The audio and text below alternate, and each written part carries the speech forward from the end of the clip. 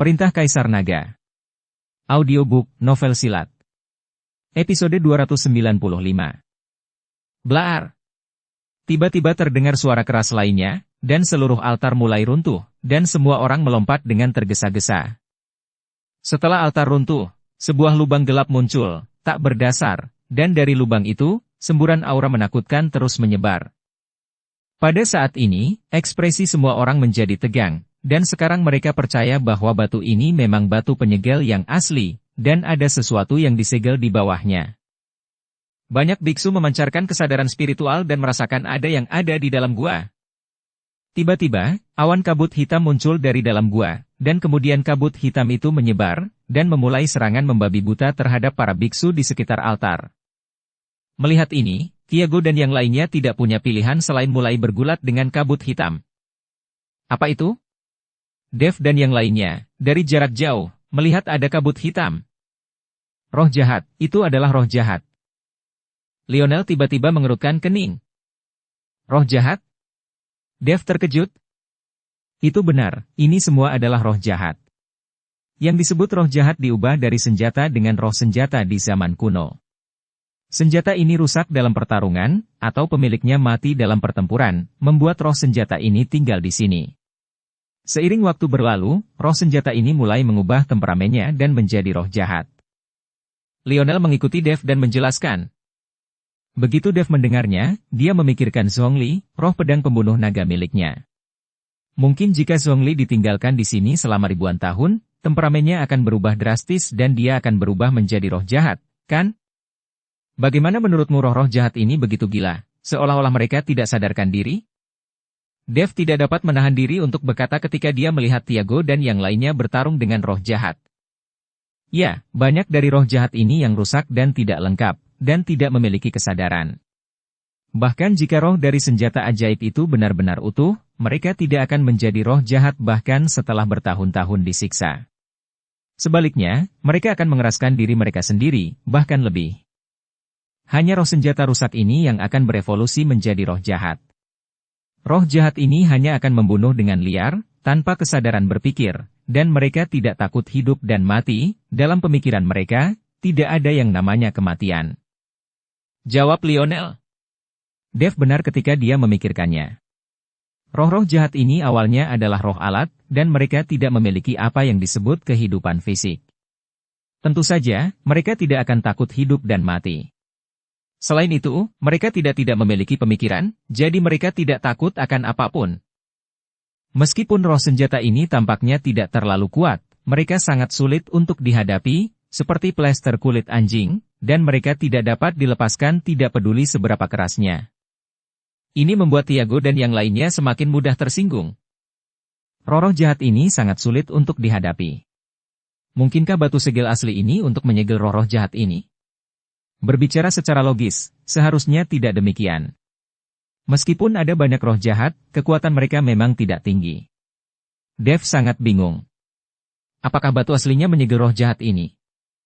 Tuan Chen, tidak peduli jika batu segel asli ini digunakan untuk menyegel roh jahat, tapi sekarang kesempatan kita memang telah datang. Kata Lionel sambil tersenyum tipis. Kesempatan apa? Dev penuh keraguan. Lihatlah di bawah tanah tempat mereka bertarung, Lionel menunjuk. Dev melihat sekeliling dan menemukan bahwa di mana Tiago dan yang lainnya bertarung dengan roh jahat, semua jenis senjata berserakan di tanah, seperti pisau, senjata, tombak, kapak, pengait dan garpu, dan bahkan beberapa jepit rambut dan cincin.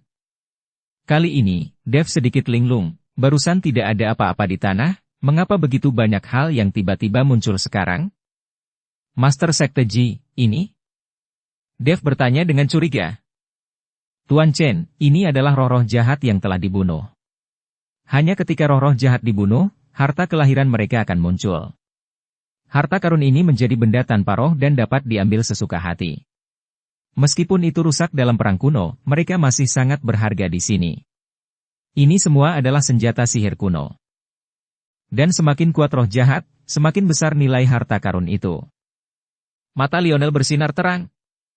Dev melirik Lionel, dia memang pebisnis, dan dia bisa menemukan peluang bisnis di mana-mana, berpikir untuk menghasilkan uang. Lakukan, Coba ambil item di tanah sebanyak mungkin. Lionel berkata kepada beberapa murid sekte terbang, dan maju lebih dulu. Lakukan. Beberapa murid sekte terbang langsung bergegas, tubuh mereka meledak dengan kekuatan spiritual, dan mereka bertarung bersama dengan roh jahat itu. Ketika Tiago melihat beberapa orang bergegas keluar untuk membantu, dia merasa sedikit bersyukur di dalam hatinya. Dia tidak tahu bahwa Lionel datang bukan untuk membantu, tetapi untuk menghasilkan uang. Tuan Chen. Julian tidak bergerak, bahkan jika ayahnya bergegas, dia tidak bergerak. Karena roh jahat ini tidak kuat, mereka tidak akan membahayakan Lionel. Selain itu, selama Julian bersama Dev, dia kurang tertarik pada uang atau kepentingan, tidak seperti ayahnya.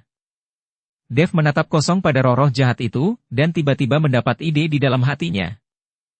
Sekarang roh pedang Zhongli telah terluka dan belum pulih, Dev ingin mencari waktu untuk pergi ke sekte pemurnian artefak dan meminta Master Palu Besi Tua untuk membantu Zhongli pulih.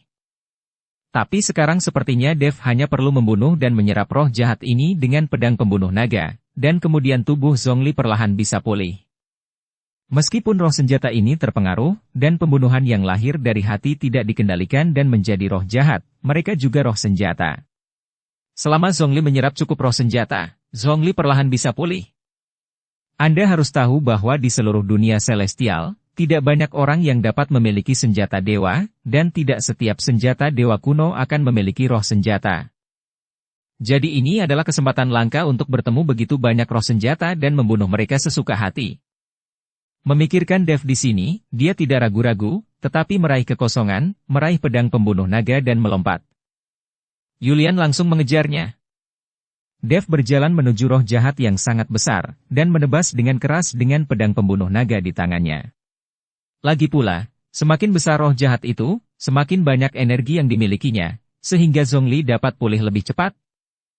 Ini adalah rencana Dev, tetapi di bawah pedang Dev, dia tersentuh oleh cakar roh jahat, dan langsung meledak.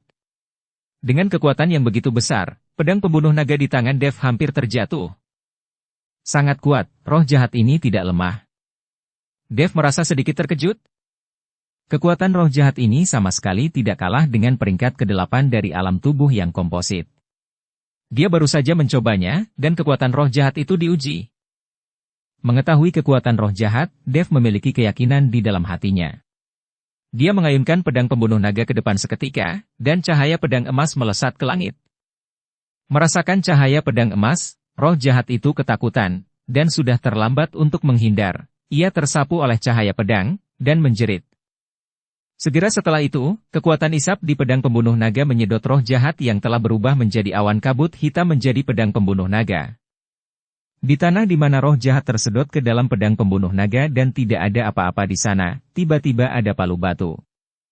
Ada tanda yang terukir di palu batu, dan penuh dengan retakan, terlihat jelas bahwa palu batu ini adalah senjata kelahiran roh jahat tadi.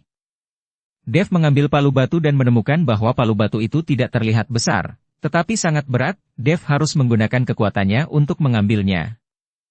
Tidak heran roh jahat itu begitu kuat. Tiba mendapat ide di dalam hatinya.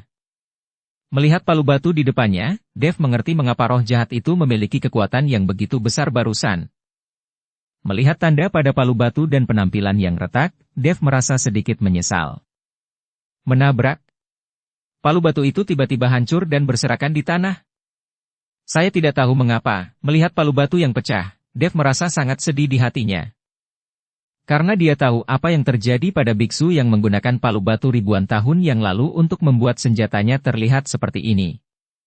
Dan dia sendiri mungkin telah kehilangan jiwanya dan menghilang ke dalam sungai sejarah yang panjang. Hei, bahkan jika kamu menjadi peri dan naik ke surga, kamu tetap tidak bisa lepas dari takdir kematian.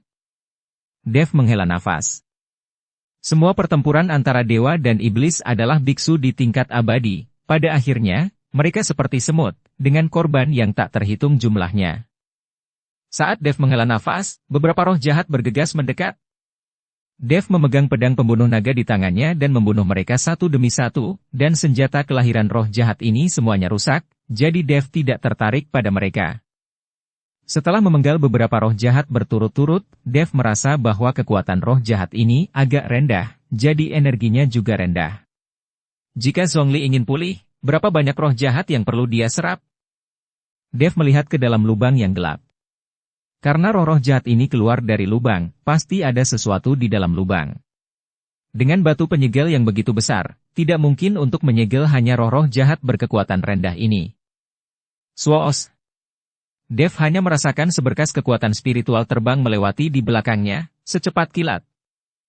Untungnya, Dev bereaksi dengan cepat dan menghindari pukulan itu dengan sosoknya yang bersinar.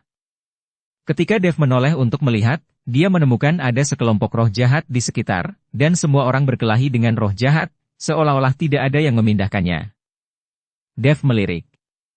Meskipun dia tidak melihat siapa yang menyerangnya, Dev tahu bahwa seseorang pasti mencoba untuk menyelinap menyerangnya, tetapi gagal, jadi dia mengadakan pertunjukan. Melihat ini, Dev berbalik dan berjalan menuju gua. Swoos! Dev baru saja berbalik, dan kemudian semburan kekuatan spiritual lainnya keluar. Dev dengan cepat menoleh, mengeluarkan aliran kekuatan spiritual dengan jari-jarinya, dan langsung bertabrakan dengan kekuatan spiritual yang diayunkan oleh lawan. Kali ini, Dev melihat dengan jelas orang yang melakukannya. Itu adalah bawahan Tiago. Dev telah melihatnya sebelum menaiki kapal, dan dia memiliki kekuatan peringkat ke-7 dari alam komposit. Seorang pelayan keluarga Zhou berada di alam yang sama dengan Yulian, sehingga dapat dilihat bahwa keluarga Zhou jauh lebih kuat dari sekte terbang. Ketika para pelayan keluarga Zhou melihat bahwa mereka diketahui, mereka tidak lagi bersembunyi, tetapi berjalan ke arah Dev secara terbuka. Tiago memintamu untuk menyerangku? Dev menoleh ke pelayan keluarga Zhou itu dan bertanya. Ya, kamu telah menipu tuan muda kami, jadi kamu harus mati.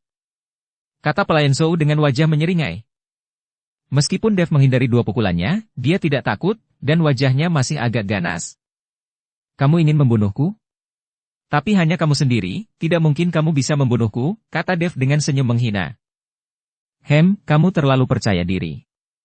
Kamu hanya berada di tingkat ke-5 dari alam tubuh komposit, dan aku berada di tingkat ke-7 dari alam tubuh komposit. Apa menurutmu aku tidak bisa membunuhmu? Apakah Anda mencoba mengatakan bahwa bahkan Fausto tidak dapat membunuh Anda?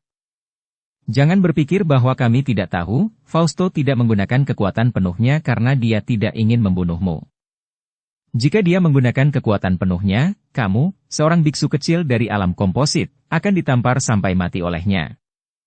Tapi aku tidak akan ceroboh seperti dia, aku tidak akan pernah memberimu kesempatan untuk hidup. Setelah pelayan keluarga Zhou selesai berbicara, dia tiba-tiba mengeluarkan belati dan bergegas menuju Dev. Melihat kepercayaan diri pihak lain, Dev tidak bisa menahan senyum dan berkata, ketidaktahuan tidak menghormati kehidupan. Setelah selesai berbicara, Dev mengangkat telapak tangannya dengan ringan, dan nyala api menyala di telapak tangannya. Nyala api sangat kecil, hampir tidak terlihat. Tapi saat Dev melambaikan nyala api di telapak tangannya, nyala api yang tak terdengar itu meledak menjadi nyala api. Blaar! Nyala api meledak dan berubah menjadi lautan api, menyelimuti Dev di dalamnya. Saat ini, Dev seperti orang yang terbakar, bahkan roh-roh jahat itu bersembunyi ketika mereka melihatnya, dan tidak mendekati sini sama sekali. Melihat ini, para pelayan keluarga Zhou yang bergegas menuju Dev tidak bisa menahan cemberut. Ternyata kamu sedang berlatih teknik elemen api, tapi apakah menurutmu kamu bisa menghentikanku untuk membunuhmu? Kamu terlalu konyol. Pelayan keluarga Zhou itu bahkan tidak menyadari kekuatan api Dev. Mereka mengira itu adalah teknik api biasa. Belati di tangan pria itu terlempar ke depan, dan dengan kejutan kekuatan spiritual, belati yang dilemparkan berubah menjadi belati yang tak terhitung jumlahnya. Kekosongan yang terbelah oleh belati yang tak terhitung jumlahnya langsung menuju Dev. Dev memegang pedang pembunuh naga, tapi wajahnya acuh tak acuh. Berurusan dengan biksu kelas 7 di alam komposit perkara mudah, bahkan jika dia tidak bergerak sama sekali, lawan tidak dapat menembus pertahanannya sama sekali. Benar saja, ketika belati yang tak terhitung jumlahnya tiba di depan Dev, semuanya segera dihentikan oleh nyala api dan berubah menjadi kehampaan. Anda harus tahu bahwa api Dev bukanlah nyala api biasa, tetapi asal mula api yang disadari oleh nyala api iblis. Senjata biasa semacam ini sama sekali tidak bisa menembus nyala api, dan menguap dalam sekejap. Ketika pelayan keluarga Zhou melihat ini, mata mereka menyusut, dan mereka terlihat sangat terkejut. Senjata apa yang kamu miliki? Gunakan saja. Jika kamu bisa menembus dinding apiku, kamu akan luar biasa. kata Dev dengan jijik. Mulut pelayan keluarga Zhou berkedut, dan dia mendengus dingin. Jangan berpuas diri, saya akan memberitahu Anda betapa baiknya saya. Setelah selesai berbicara, pelayan keluarga Zhou menundukkan kepalanya, lalu mengambil segenggam noda karat dari tanah dengan kakinya, ada pisau panjang dengan celah. Jelas, roh jahat di dalam pisau panjang itu musnah, jadi pisau panjang itu muncul. Melihat orang ini, Dev sebenarnya ingin menggunakan senjata kuno yang telah kehilangan semangat senjatanya dan masih rusak. Pisau panjang kuno ini takut akan patah jika disentuh. Bawahan keluarga Zhou menggumamkan sesuatu, lalu menggigit jarinya, dan meneteskan darah di pisau panjang, jelas menggambar tanda. Ketika Dev melihat ini, dia tidak menyangka bahwa pria ini juga seorang ahli mantra yang tahu beberapa jenis mantra. Dengan darah yang jatuh dari pisau panjang yang semula berkarat dan tak bernyawa itu tampak hidup pada saat ini, bilahnya bergetar dan meledak menjadi cahaya. Segera setelah itu, pelayan keluarga Zhou mengarahkan pisau panjang ke tengah jalan. Membuangnya, dan pisau panjang itu langsung berubah menjadi binatang buas, memperlihatkan mulutnya yang berdarah, dan turun dari langit menuju Dev. Ketika Dev melihat ini, sudut mulutnya meringkuk. Dia ingin mempermainkannya, jadi Dev akan menemaninya sampai akhir. Dev melambaikan telapak tangannya, dan api di sekelilingnya langsung berubah menjadi naga api, meraung dan bergegas menuju binatang itu. Melihat ini, pelayan keluarga Zhou menjadi curiga lagi. Dia tidak menyangka bahwa Dev juga tahu cara merapal mantra, dan sepertinya kekuatannya tidak kalah dengannya. Naga api meraung, dan lidah api keluar dari mulutnya dalam sekejap. Dan binatang yang berubah dari pisau panjang itu dilalap lidah api hanya dengan bertemu dengannya, dan akhirnya menghilang tanpa jejak.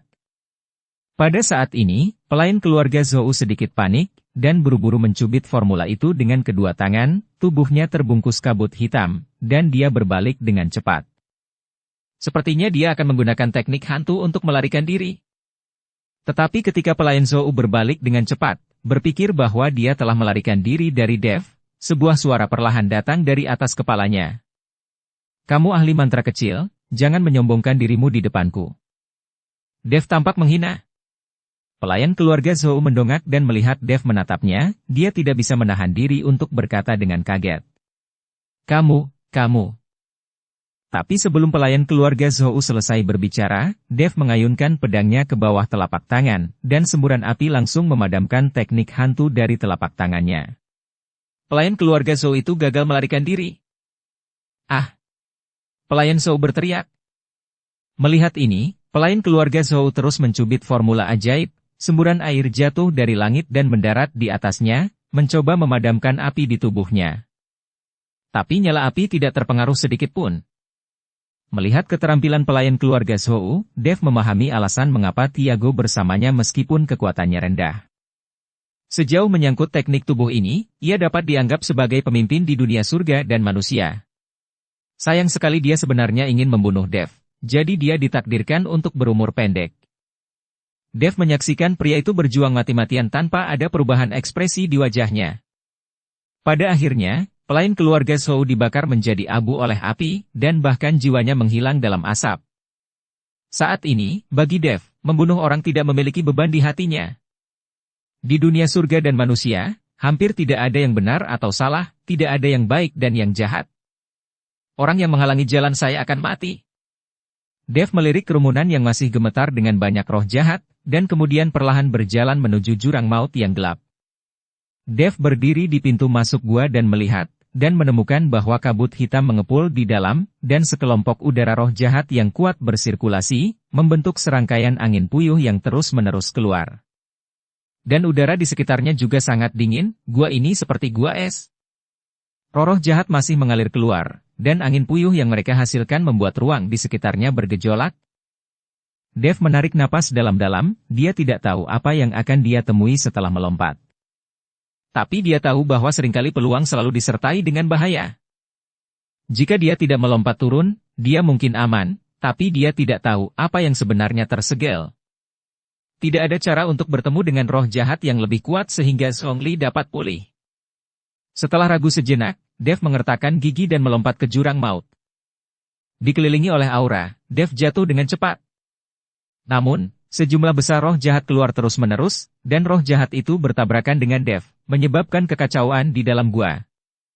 Roh-roh jahat ini tidak menyangka seseorang akan terjun langsung, bukankah ini mencari kematian? Tapi Dev dilindungi oleh energi spiritual di sekujur tubuhnya, dan dia juga mengaktifkan tubuh emas yang tidak bisa dihancurkan. Roh-roh jahat ini tidak bisa menyakitinya sama sekali. Suara-suara aneh mulai keluar dari gua, dan roh-roh jahat di luar mendengar suara itu, berhenti berkelahi satu persatu, dan segera kembali ke gua. Hilangnya tiba-tiba roh jahat ini membuat semua orang saling memandang dengan cemas, tidak tahu apa yang terjadi. Tidak ada yang melihat Dev yang melompat ke dalam lubang. Lionel memimpin orang-orang untuk terus memilih senjata berharga dan berbagai barang, yang bisa ditukar dengan uang. Tuan Chen, Tuan Chen. Julian berteriak keras, dia tidak memperhatikan sekarang, tapi sekarang Dev sudah pergi. Saat itu, Tiago juga sedang mencari Dev, dan baru saja dia mengirim seseorang untuk memanfaatkan kekacauan untuk membunuh Dev. Tapi sekarang, orangnya tidak nampak, begitu pula Dev. Tuan, mungkinkah mereka berdua mati bersama? Kata seorang pelayan dari keluarga Zhou. Mungkin saja, anak itu melompati tembok dengan tergesa-gesa dan meledakkan dirinya sendiri. Tiago mengangguk. Lagi pula, tidak ada jejak Dev sekarang, dan tidak ada berita tentang bawahannya sendiri, jadi ada kemungkinan besar mereka akan mati bersama. Dan pada saat ini, sekelompok orang lain bergegas mendekat, itu adalah Fausto dan yang lainnya, di antara mereka adalah penatua hantu Gunung Iblis. Melihat senjata usang yang tersebar di tanah, Fausto mengerutkan kening dan bertanya. Apakah perkelahian baru saja terjadi di sini? Apa yang terjadi? Tiago bergegas dan berkata dengan nada menyanjung, mengikuti Fausto untuk menjelaskan tentang roh jahat. Meskipun keluarga Zhou memiliki kekuatan, tetapi dibandingkan dengan Liga Penyegelan Iblis, itu jauh di belakang. Roh jahat? Fausto terkejut. Mungkinkah kamu telah memusnahkan semua roh jahat? Itu sebelumnya disegel. Pergi dan melompat ke jurang maut. Hal-hal yang bisa disegel di sini pasti bagus, tapi aku tidak tahu apa yang disegel di dalamnya. Fausto melihat ke jurang maut dengan kepalanya, merasakan suasana suram yang keluar dari dalamnya. Fausto sangat penasaran, tapi tidak berani masuk dengan gegabah. Di mana Tuan Chen? Hantu tua Gunung Iblis bertanya kepada Julian. Barusan dia masih ada, tetapi ketika kami bertarung melawan roh jahat itu, dia menghilang. Kata Julian. Menghilang. Hantu tua Gunung Iblis itu mengerutkan kening, dan kemudian napas yang sangat istimewa terpancar dari tubuhnya. Dengan hembusan nafas, mata hantu tua Gunung Iblis menatap jurang maut. Tuan hantu tua, apakah Tuan Chen jatuh ke dalam lubang itu? Julian bertanya dengan gugup. Mungkin dia tidak jatuh, tapi dia melompat sendiri. Dia pasti merasakannya. Pasti ada sesuatu yang baik di dalam gua ini.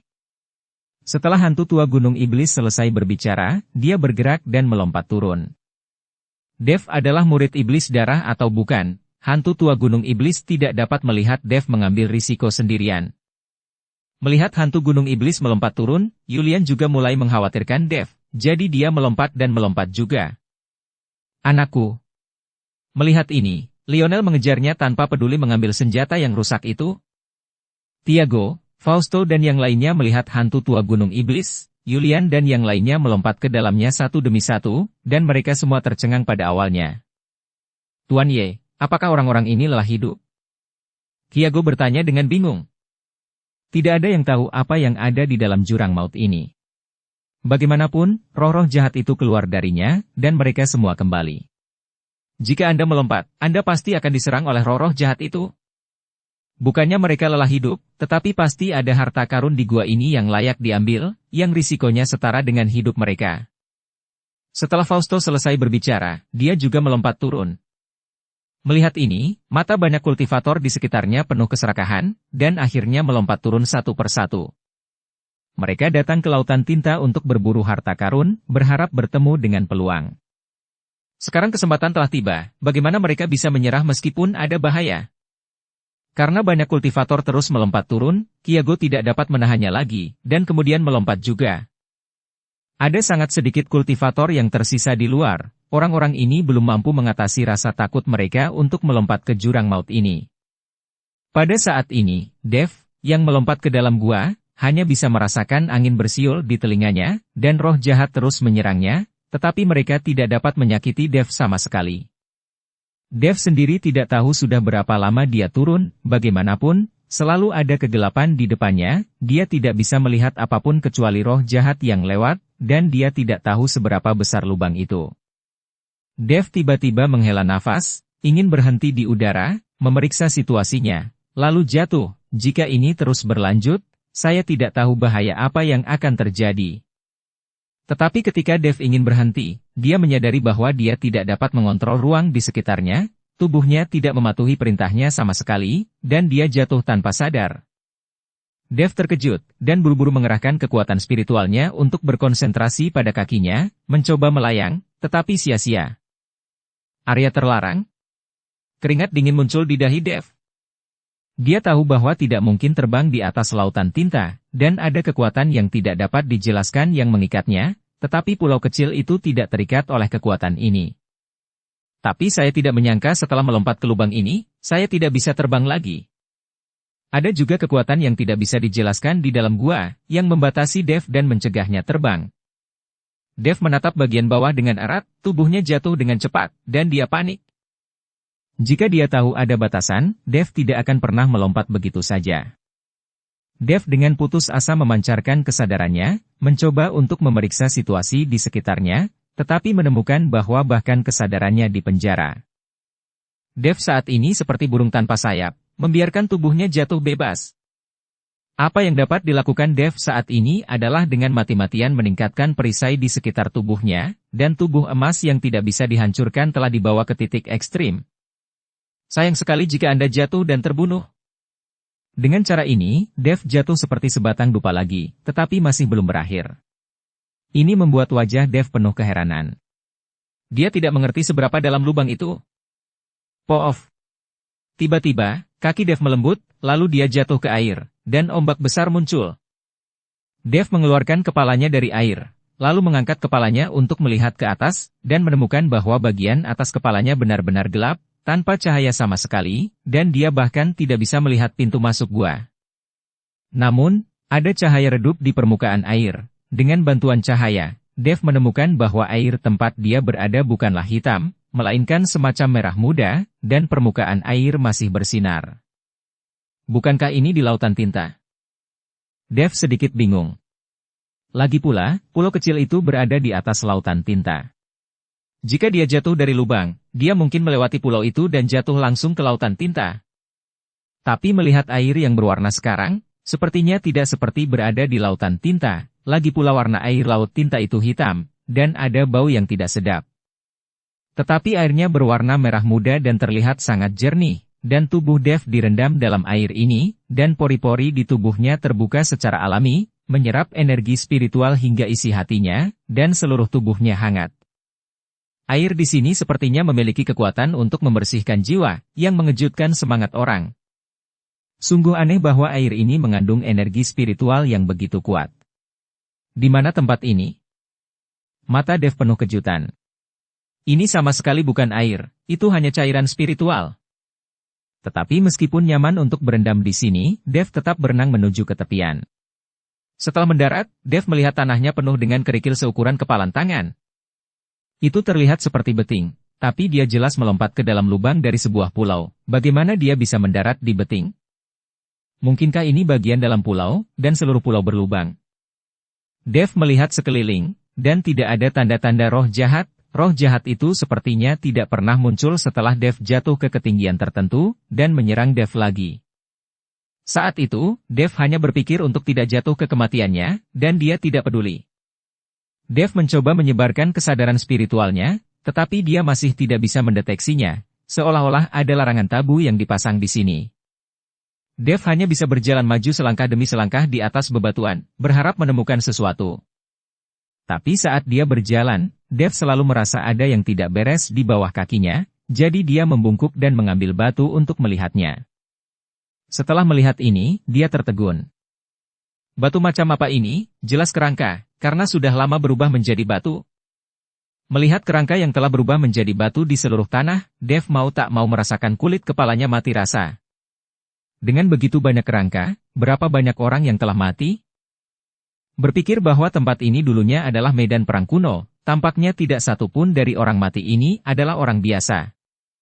Saat Dev terus bergerak maju, bentuk banyak kerangka dapat dibedakan, yang membuktikan bahwa tidak ada yang mengganggu tempat ini selama bertahun-tahun.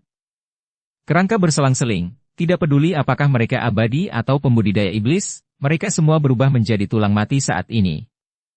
Ada beberapa kerangka binatang di antara mereka, kerangka binatang ini harus menjadi tunggangan, apakah itu peri atau pembudidaya setan, mereka semua memiliki tunggangan sendiri pada saat itu. Dev tidak bisa menahan nafas, dia tidak mengerti bagaimana perang antara dewa dan setan disebabkan, dan itu menyebabkan bencana besar. Iblis hampir menghilang, dan kelompok lain juga menderita kerugian besar. Mengapa ini perlu? Tepat ketika Dev sedang berpikir liar, dia tiba-tiba merasakan tubuhnya tegang, seolah-olah semacam nafas memanggilnya dengan kuat. Perasaan ini membuat jantung Dev berdebar kencang, seperti bertemu dengan gadis yang disukainya. Dev sedikit mengernyit, dan mulai bergerak maju sedikit demi sedikit menuju perasaannya sendiri.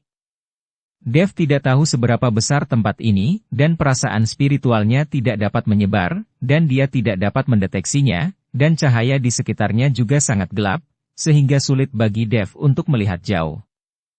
Tapi saat Dev terus berjalan untuk jarak tertentu, dia langsung terpana melihat pemandangan di depannya. Dev melihat ada mayat naga raksasa yang tak terhitung jumlahnya di tanah di depannya, dikelilingi oleh aura naga yang tak ada habisnya, yang hanya bisa dirasakan oleh Dev. Justru karena nafas inilah Dev dipanggil. Aura naga mengelilingi area ini, dan sepertinya tidak menyebar ke sekitarnya. Di kedalaman jiwa Dev, dia sepertinya mendengar raungan naga raksasa di aura naga di depannya.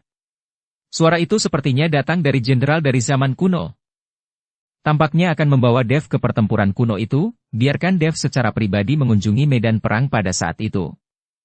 Ting menarik napas dalam-dalam, menekan keterkejutan di hatinya, dan melangkah ke aura naga selangkah demi selangkah. Berdiri di depan banyak mayat naga, Dev sangat terkejut. Dukung channel Novel Silat dengan subscribe, follow, like, komen dan share. Dia tidak mengerti apa yang terjadi dalam pertempuran antara dewa dan iblis saat itu, dan dia bahkan tidak mengerti apa yang terjadi pada klan naga, sehingga begitu banyak naga yang jatuh di medan perang kuno ini. Ketika Dev berdiri di dalam bola energi naga, tubuhnya mulai menyerap energi naga secara tidak sadar, dan kristal naga di tubuh Dev juga berkedip-kedip. Dan ketika Dev terbenam di dalamnya, tiba-tiba cahaya putih samar melintas dari udara naga, dan kemudian cahaya putih ini berubah menjadi bentuk manusia.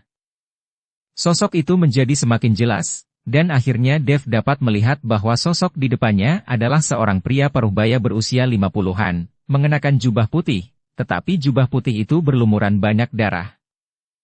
Yang sangat mengesankan Dev adalah pria paruhbaya itu memiliki 2 tanduk naga di kepalanya.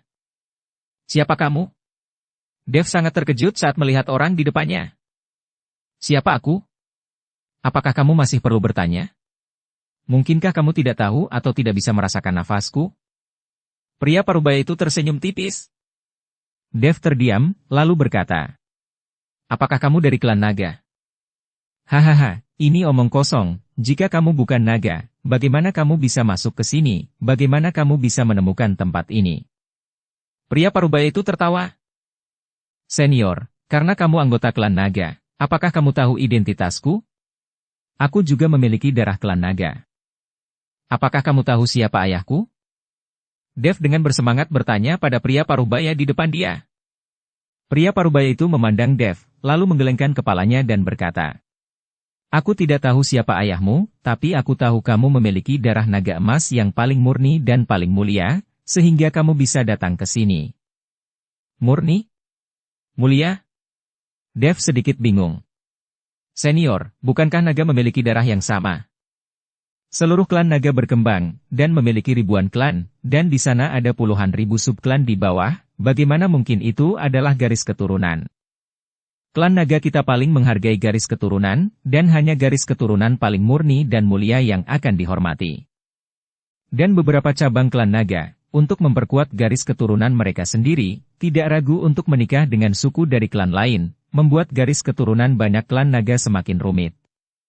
Itu juga untuk perlindungan klan. Dan cabang-cabang klan naga yang tidak cukup kuat tahu bahwa darah mereka tidak murni dan praktek mereka dilarang, sehingga mereka menikah dengan klan lain untuk mencari terobosan dalam darah. Dalam darah klan naga kita, darah klan naga emas adalah yang paling murni. Bahkan jika mereka sudah darah klan naga emas telah berubah dari ular menjadi ular sanca, dari ular sanca menjadi jiao, dan dari jiao menjadi naga. Mengandalkan darah nagamu sendiri, duduk dan nikmati kesuksesanmu. Justru karena permintaan klan naga emas, darah klan naga emas dijaga paling murni, dan klan naga emas juga dikenal sebagai kaisar 10.000 naga. Naga emas adalah yang paling mulia dan suci, sehingga tidak akan menikah dengan suku lain. Bahkan jika mereka milik cabang lain dari klan naga emas tidak akan memandang rendah mereka sama sekali, apalagi menodai garis keturunan mereka sendiri.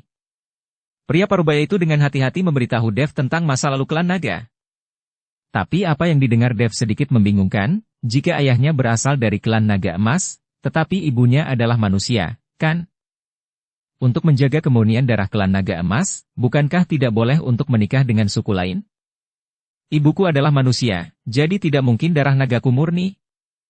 Memikirkan hal ini, Dev bertanya dengan curiga. Senior, Anda mengatakan bahwa saya memiliki darah naga emas, darah paling murni, tetapi ibu saya adalah manusia, bukan naga emas. Apa? Ini tidak mungkin, wajah pria parubaya itu penuh ketidakpercayaan. Dia tidak percaya, lalu melambaikan tangannya, cahaya lembut menyelimuti seluruh tubuh Dev. Pria parubaya itu menjelajahi tubuh Dev. Namun dengan semakin dalamnya penyelidikan pria parubaya itu, ekspresinya juga mulai berubah. Dari ragu di awal, kaget, panik, dan akhirnya heboh. Hahaha, aku tahu. Kehendak Tuhan, ini kehendak Tuhan, surga tidak akan membinasakan keluarga nagaku, surga tidak akan membinasakan keluarga nagaku. Tengah pria parubaya tiba-tiba tertawa menjadi gila. Dia berdiri dengan ukuran yang sama, lalu berlutut di depan Dev dengan plop. Kali ini, Dev cukup ketakutan, menurutnya pria parubaya ini gila. Senior, apa yang kamu lakukan? Kamu dan aku dari klan yang sama, dan kamu lebih tua dariku, jadi seharusnya aku yang harus berlutut dan menyembahmu. Dev melangkah maju dan dengan cepat membantu pria parubaya itu. Kamu tidak bisa bersujud padaku, aku tidak boleh lancang, aku tahu siapa ayahmu sekarang, kata pria parubaya itu dengan penuh semangat. Siapa ayahku? Dev tampak penuh harap. Aku tidak bisa memberitahumu, karena kamu harus bekerja keras untuk mencari tahu sendiri. Bukankah aku mengatakan bahwa garis keturunan naga emas perlu tumbuh dalam pertempuran dan penempaan berdarah yang konstan, dan kamu, sebagai garis keturunan naga emas, juga tidak terkecuali. Pria parubaya itu menggelengkan kepalanya dan berkata. Melihat pria parubaya itu tidak memberitahunya, Dev tampak sedikit kecewa, tetapi dia juga siap. Lagi pula, banyak orang tahu siapa ayah mereka, tetapi mereka tidak memberitahunya. Senior, dapatkah Anda memberitahu saya apa yang terjadi dalam perang dewa dan iblis ini? Begitu banyak orang telah mati, dan begitu banyak naga dari klan naga kita telah jatuh, siapa yang membunuh mereka? Dev bertanya pada pria parubaya itu. Ketika pria parubaya mendengar ini, dia tidak bisa menahan senyum masam. Bagaimana saya bisa tahu kebenaran tentang perang besar dewa dan iblis? Kelompok klan yang tak terhitung jumlahnya berpartisipasi, siapa saya, dan bagaimana saya bisa tahu tentang kebenarannya? Namun, di medan perang ini, jatuhnya klan naga kami tidak ada hubungannya dengan siapapun, tetapi disebabkan oleh saling bunuh, kanibalisme. Kanibalisme? Dev tertegun sejenak. Bagaimana mungkin menjadi kanibalisme, bagaimana bisa seperti ini? Dia memikirkan kemungkinan yang tak terhitung jumlahnya, mungkin naga raksasa ini dibunuh oleh iblis, tetapi dia tidak pernah memikirkannya. Kanibalisme memimpin. Bukankah aku sudah memberitahumu bahwa klan naga memiliki ribuan klan besar dan puluhan ribu cabang, dan aku tidak tahu berapa banyak klan besar yang ingin menggantikan klan naga emas. Di seluruh klan naga, ada klan yang baik dan klan buruk. Kamu tidak mengetahuinya sekarang, tetapi ketika kamu benar-benar dewasa, kamu akan mengetahuinya. Misalnya, garis keturunan Beoliu adalah generasi pemboros dan nafsu, dan spesies naga besar, cabang dari garis keturunan Beoliu, bahkan lebih serakah secara alami. Setiap hari, apa yang saya pikirkan dalam pikiran saya adalah pergaulan bebas di mana-mana. Ini memalukan. Jika saya bertemu klan naga besar, saya akan membunuh salah satu dari mereka, dan saya tidak akan toleran, terus bunuh mereka. Wajah pria parubaya itu penuh amarah, dan terlihat bahwa dia sangat marah, tidak menyukai orang dari klan ini. Kebencian yang besar terhadap spesies naga besar. Dev juga merasakan kulit kepalanya kesemutan, dia tidak menyangka bahwa klan naga akan begitu rumit. Klan manapun tidak bisa lepas dari hantaman sungai panjang sejarah, dan akhirnya tercabik-cabik. Manusia juga seperti ini, sekali saudara, seiring berjalannya waktu, keturunannya semakin jauh, dan akhirnya menjadi orang asing, bahkan menjadi musuh. Senior, seseorang menaruh segel di sini, mungkinkah mereka menyegelmu? Dev ingat segel altar, jadi dia bertanya. Pria parubaya itu menggelengkan kepalanya dan berkata, "Bagaimana mungkin saya tahu? Aku hanya sisa jiwa. Aku tidak tahu berapa lama bisa bertahan. Mengapa mereka menyegelnya? Jiwa yang tersisa, siapa yang bisa memastikan bahwa tidak ada yang bisa menjaga jiwa di medan perang ini? Siapa yang bisa memastikan bahwa tidak ada yang tersisa hidup?" Kata-kata pria parubaya itu langsung membuat Dev mengerti formasi penyegelan ini. Ini adalah bukan untuk menyegel orang tertentu, tapi untuk menyegel seluruh medan perang kuno.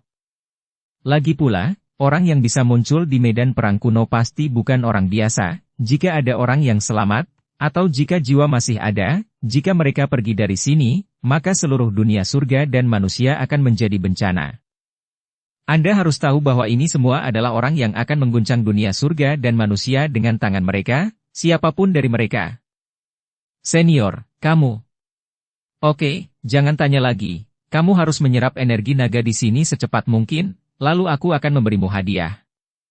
Sosok pria parubaya itu mulai kesurupan, seolah-olah dia tahu bahwa dia tidak akan memiliki waktu yang lama, jadi dia berkata kepada Dev dengan cepat. Melihat ini, Dev mengangguk dengan cepat, dan kristal naga di tubuhnya terbuka lebar, menyerap energi naga di sekitarnya dengan gila-gilaan. Melihat penyerapan gila Dev, pria parubaya itu sedikit terkejut dan berkata, "Seperti yang diharapkan dari garis keturunan naga emas, itu terlalu kuat." Dan saat Dev dengan gila menyerap energi naga, orang lain juga jatuh keluar dari lubang satu demi satu. Hanya saja beberapa orang yang jatuh ini telah menjadi mayat, dan dibunuh oleh roh jahat selama mereka jatuh. Ada juga yang jatuh ke pantai dan jatuh menjadi genangan daging. Untungnya, kebanyakan jatuh ke air. Senior hantu tua, terima kasih banyak, jika kamu tidak mendorongku, mungkin aku akan dihancurkan menjadi tumpukan daging. Yulian terngangah, dan berkata dengan ngeri di wajahnya. Saat dia jatuh, dia tidak bereaksi sama sekali, hantu tua gunung iblislah yang bereaksi dan mendorong Yulian, yang membuatnya jatuh ke air. Jangan banyak bicara, ayo cari Tuan Chen. Aku selalu merasa tempat ini terlalu aneh. Saat ini, hantu tua iblis mengkhawatirkan keselamatan Dev. Biur, Tiago, Fausto dan yang lainnya juga jatuh ke air. Melihat air laut berwarna merah muda di bawah mereka, banyak orang yang sedikit bingung. Mereka tidak mengerti bahwa air di lautan tinta jelas berwarna hitam, tetapi mengapa air di sini berwarna merah muda? Mungkinkah ada klan Barbie? Dan berendam di dalam air, energi spiritual terus mengalir ke dalam tubuh. Segera, beberapa kultivator menjadi bersemangat, berpikir bahwa mereka telah menemukan mata air spiritual, jadi mereka dengan putus asa mulai menyerapnya. Tiago dan Fausto berenang ke tepian, mereka tidak tertarik pada mata air spiritual ini, mereka tertarik pada harta karun. Tapi ketika mereka melihat tumpukan tulang di bawah kaki mereka, kulit kepala mereka juga mati rasa. Tidak ada yang pernah melihat pemandangan seperti ini sebelumnya. Berapa banyak orang yang harus mati agar begitu banyak kerangka muncul? Ini. Wajah Tiago berubah, dan dia tidak tahu harus berkata apa.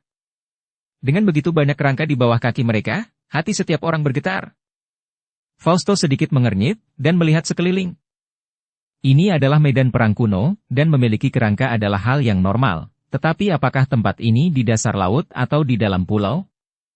Fausto sedikit bingung, sebenarnya tempat apa ini? Dan di tanah ini, selain tumpukan tulang, tidak ada harta karun. Bahkan senjata dan harta yang rusak itu berubah menjadi roh jahat, dan semuanya menumpuk di pintu masuk gua. Fausto berjalan maju dengan hati-hati, dia berencana untuk mencari tahu tempat apa ini. Dan Tiago itu mengikuti di belakang Fausto. Lagi pula, di antara para biksu ini, kekuatan Fausto dianggap yang tertinggi kecuali hantu tua gunung iblis itu. Untuk bertahan hidup di tempat seperti ini, Tiago tahu bahwa dia harus memeluk pahanya. Beberapa biksu lainnya berendam di air untuk menyerap energi spiritual, dan beberapa juga pergi ke tepian dan melihat sekeliling. Wajah orang-orang ini penuh kebingungan, karena di sini tidak ada bahaya atau harta karun yang mereka bayangkan. Julian, kamu terlalu sembrono, bagaimana kamu bisa melompat begitu saja? Lionel menemukan Julian, dan berteriak pada Julian dengan amarah di wajahnya. Ayah, aku khawatir tentang Tuan Chen. Selain itu, ada senior hantu tua di sini, jadi aku akan baik-baik saja. Senior hantu tua baru saja membantuku. Julian menunjuk ke hantu tua gunung iblis dan mengatakannya. Lionel memandang hantu tua gunung iblis, lalu berkata dengan rasa terima kasih. Terima kasih, senior hantu tua, karena telah menyelamatkan anakku. Aku, Master Sekte Terbang sangat berterima kasih. Oke, mari berpencar untuk menemukan Tuan Chen sekarang. Selama kita menemukan jejak Tuan Chen, kita harus segera mengirim pesan suara. Setelah hantu tua gunung iblis selesai berbicara, dia mengeluarkan beberapa slip giok transmisi suara dan memberikan mereka ke Julian dan Lionel. Meskipun slip giok transmisi suara, meskipun sederhana, harganya juga cukup mahal. Saya tidak pernah berpikir bahwa hantu tua gunung iblis hanya akan memberikan beberapa dari mereka. Sepertinya sangat kaya. Namun, setelah mereka mencari untuk waktu yang lama, tetapi mereka tidak melihat sosok Dev, dan Dev sepertinya telah menghilang. Bahkan Fausto tidak dapat menemukan Dev. Faktanya, Dev ada di sini, tidak jauh dari mereka. Alasan mengapa tidak ada yang bisa melihatnya adalah karena selain awan energi naga ini, formasi sihir telah dibentuk, kecuali Dev yang tertarik oleh energi naga yang dapat menemukan daerah ini. Di mana naga itu jatuh, tidak ada orang lain yang bisa melihatnya. Saat ini, Dev sedang mencoba yang terbaik untuk menyerap energi naga yang kuat. Kristal naga di tubuh Dev bahkan bersinar terang, menyilaukan seperti matahari. Dengan energi naga ini, kekuatan Dev mulai meningkat pesat, dan dantian di tubuhnya terus berkembang. Dev tahu bahwa bola energi naga ini pasti akan memungkinkan dia untuk meningkatkan wilayahnya. Lagi pula, awan energi naga ini dipancarkan dari mayat ribuan naga yang tewas. Dev dengan rakus menyerap energi naga, dan sama sekali tidak memperhatikan pencarian Julian. Dia bahkan tidak tahu bahwa Julian dan yang lainnya juga ikut. Tempat apa ini? Setelah berjalan begitu lama, aku tidak bisa melihat apa-apa, kecuali tulang di mana-mana, apalagi. Julian sedikit marah. Setelah lama mencari, saya bahkan tidak melihat bayangan Dev, dan tempat itu sangat besar. Tidak diragukan lagi seperti mencari jarum di tumpukan jerami untuk menemukan seseorang. Saya merasa bahwa Tuan Chen sepertinya ada sangat dekat, dan dia masih di sisi kita. Dia memiliki darah ras iblis di tubuhnya, dan dia bisa mengetahui tinju cahaya suci, jadi saya bisa merasakan jejak nafas Tuan Chen. Hanya saja nafasnya terlalu lemah, saya tidak bisa menentukan lokasinya, tapi satu hal yang pasti, yaitu Tuan Chen masih hidup. Jika dia mati, aku tidak akan bisa merasakan nafasnya lagi. Kata hantu tua gunung iblis perlahan.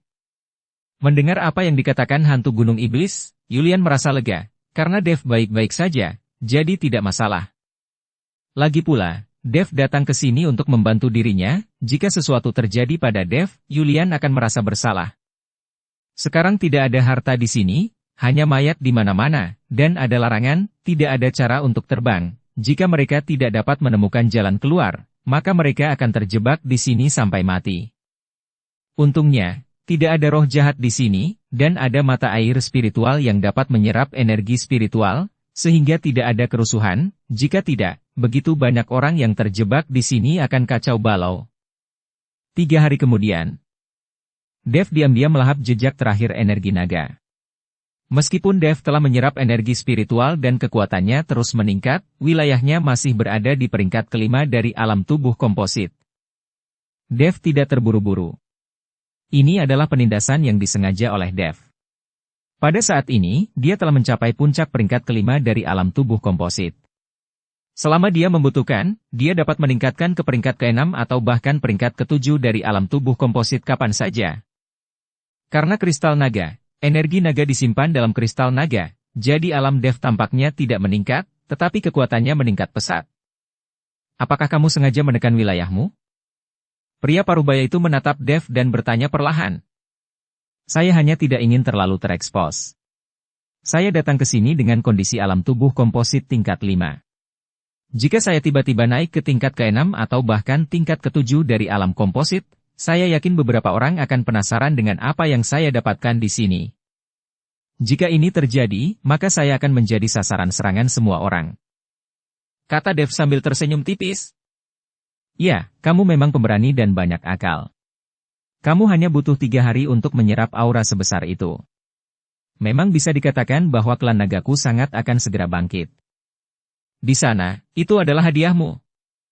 Setelah pria parubaya selesai berbicara, dia berbalik dan menunjuk ke arah mata air spiritual. Dev bangun, tetapi melihat banyak biksu di sekitar, termasuk penatua hantu Gunung Iblis dan Yulian. Dev telah berlatih, jadi dia tidak tahu tentang kedatangan orang-orang ini. Sekarang dia sedikit terkejut melihat begitu banyak orang di sekitarnya. Mungkinkah orang-orang ini selalu berada di sisi saya ketika saya sedang berlatih? Dev sangat ragu, mengapa orang-orang ini tampaknya tidak dapat melihat dirinya padahal begitu dekat. Seolah melihat keraguan Dev, pria parubaya itu tersenyum dan berkata, "Apakah orang-orang ini temanmu? Mereka sudah mencarimu selama beberapa hari, tetapi tidak mungkin mereka melihatmu. Mereka tidak bisa melihat saya."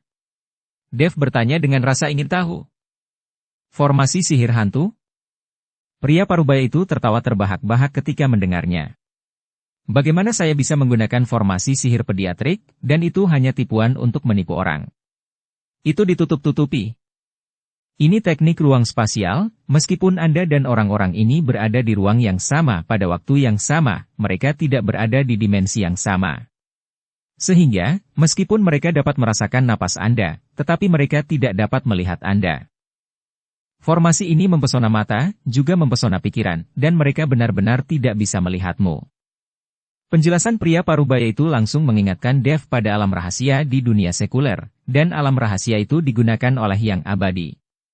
Dikembangkan dengan teknik formasi sihir bayangan? Senior, keterampilan ruang spasialmu sangat kuat. Dev menyanjungnya, mengatakan bahwa senior klan naga di depannya pasti setingkat naga peri. Melihat Dev membual tentang dirinya sendiri, pria parubaya itu tersenyum kecut. Berhenti menyanjungku. Ini adalah sihir ruang spasial tingkat terendah. Sihir tingkat tinggi yang sebenarnya dapat membuka dunia, dan bahkan menciptakan dunia baru. Aku hanya mengubah area kecil ini ke dimensi lain, sehingga orang tidak dapat melihat kita, itu bukan hal yang istimewa. Ketika kamu semakin kuat, kamu akan mengerti apa yang benar-benar kuat. Dev juga sedikit malu setelah mendengar kata-kata pria parubaya itu. Lagi pula, kekuatannya saat ini sebanding dengan semut di mata sosok setingkat peri, tidak ada bedanya. Namun, hati Dev sedikit melonjak ketika dia berpikir untuk bisa membuka dunia dan bahkan menciptakan dunia setelah menjadi kuat. Bersambung ke episode 296. Dukung kami dengan subscribe, follow, like, komen dan share. Terima kasih.